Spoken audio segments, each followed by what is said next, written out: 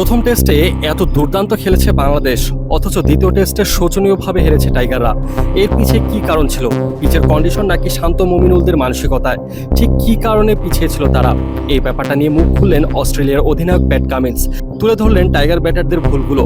বলেছেন, বাংলাদেশ তাদের টেম্পো অনুযায়ী না খেলে কিছুটা স্লো খেলেছে, অনেক বেশি ধৈর্যশীল ছিল। সব সময় মারতেই হবে এমন নয়, কন্ডিশন মাঝে মধ্যে আপনার চরম পরীক্ষা নেবে।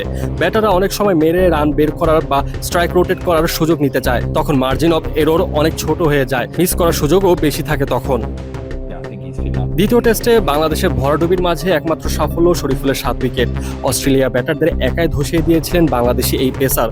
সাথে প্যাট কামিন্স নিজেও পর্যবেক্ষণ করেছেন শরীফুলকে, করেছেন অনেক প্রশংসা, এবং কি গণমাধ্যম কর্মীদের কাছেও শরীফুলের প্রশংসা করে কামিন্স বলেন, শরীফুল অনেক ভালো বল করেছে, কিছু রানও করেছে, দারুণ সুইং করিয়েছে, বাতাসও ছিল এখানে, সব মিলিয়ে দারুণ ছিল তার বোলিং।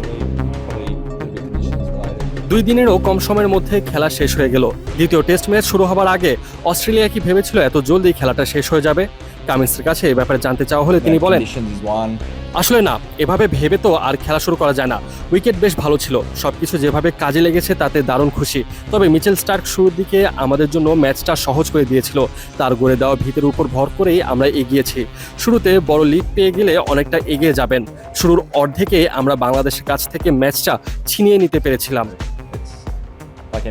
প্রথম টেস্ট ম্যাচের তুলনায় দ্বিতীয় টেস্ট ম্যাচে একাদশ আগে থেকে ঘোষণা দিতে কিছুটা বিলম্ব করেছিল অস্ট্রেলিয়া। প্রথম ম্যাচে হারের কারণে কিছুটা ভয় পেয়েই কি বিলম্ব করেছিল অজিরা? অবশ্য এটা মানতে নারাজ কামিন্স। তিনি জানান, স্কট বোল্যান্ডের ক্লাস এবং কন্ডিশনের কারণে জানাতে দেরি হয়েছে। আমি প্রায় 5 মিনিট ধরে উইকেট দেখেছিলাম, মনে হচ্ছিল বোল্যান্ডকে এখানে লাগতেও পারে।